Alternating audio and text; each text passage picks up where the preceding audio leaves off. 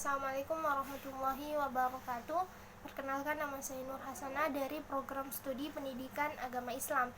Jadi saya akan membawakan satu materi dari mata kuliah media dan sumber belajar PAI, yakni pengertian, klasifikasi, dan komponen atau faktor sumber belajar. Yang pertama yaitu apa pengertian dari sumber belajar. Nah, sumber belajar memiliki pengertian yang sangat luas. Menurut Ahmad Rahani dan Abu Ahmadi, sumber belajar adalah guru dan bahan-bahan pelajaran berupa buku bacaan atau semacamnya.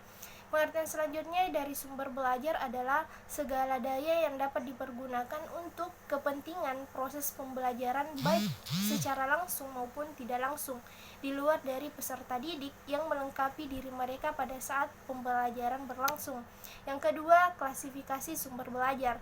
Nah, secara umum ada beberapa klasifikasi sumber belajar, yaitu menurut dari Association of Education Communication Technology mengklarifikasikan sumber belajar dalam 6 macam, yaitu message, people, materialist, device, teknik, dan setting.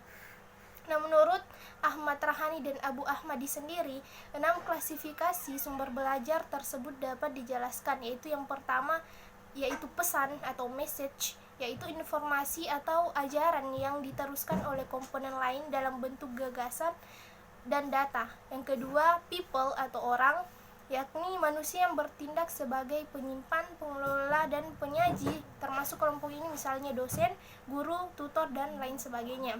Yang ketiga yaitu bahan, yaitu perangkat lunak yang mengandung pesan untuk disajikan melalui penggunaan perangkat keras ataupun oleh dirinya sendiri. Berbagai program media termasuk kategori seperti transportasi, slide, film, audio, video, modul, majalah, buku, dan sebagainya.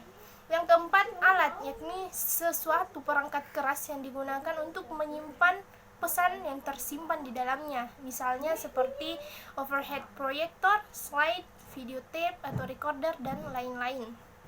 Lalu yang kelima yaitu teknik, yaitu prosedur atau acuan yang dipersiapkan untuk penggunaan bahan peralatan untuk menyampaikan pesan, misalnya pengajaran terprogram atau modul, simulasi, demonstrasi, tanya jawab, dan lain sebagainya. Lalu yang terakhir atau yang keenam yaitu setting atau lingkungan, yaitu situasi atau suasana sekitar di mana pesan disampaikan, baik di lingkungan maupun non-fisik.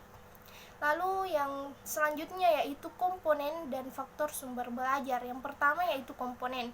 Nah, komponen sendiri adalah bagian-bagian yang selalu ada di dalam sumber belajar, dan bagian-bagian itu merupakan suatu kesatuan yang sulit berdiri sendiri sekalipun mungkin dapat dipergunakan secara terpisah. Nah, komponen-komponen belajar sendiri itu ada 4 menurut Ahmad Rifai, yaitu yang pertama ada tujuan, misi atau fungsi sumber belajar. Yang kedua, bentuk, format atau keadaan fisik sumber belajar. Yang ketiga, pesan yang dibawa oleh sumber belajar. Dan yang terakhir, tingkat kesulitan atau kompleksitas pemahaman sumber belajar. Komponen-komponen sumber belajar sendiri yaitu antara lain seperti yang tadi. Lalu yang terakhir yaitu faktor-faktor yang berpengaruh kepada sumber belajar, yaitu yang pertama perkembangan teknologi, nilai-nilai budaya setempat, keadaan ekonomi pada umumnya, dan yang terakhir yaitu keadaan pemakainya. Jadi itu saja yang dapat saya sampaikan mengenai materi pengertian, klasifikasi, dan komponen atau faktor dari sumber belajar. Sekian dan terima kasih. Assalamualaikum warahmatullahi wabarakatuh.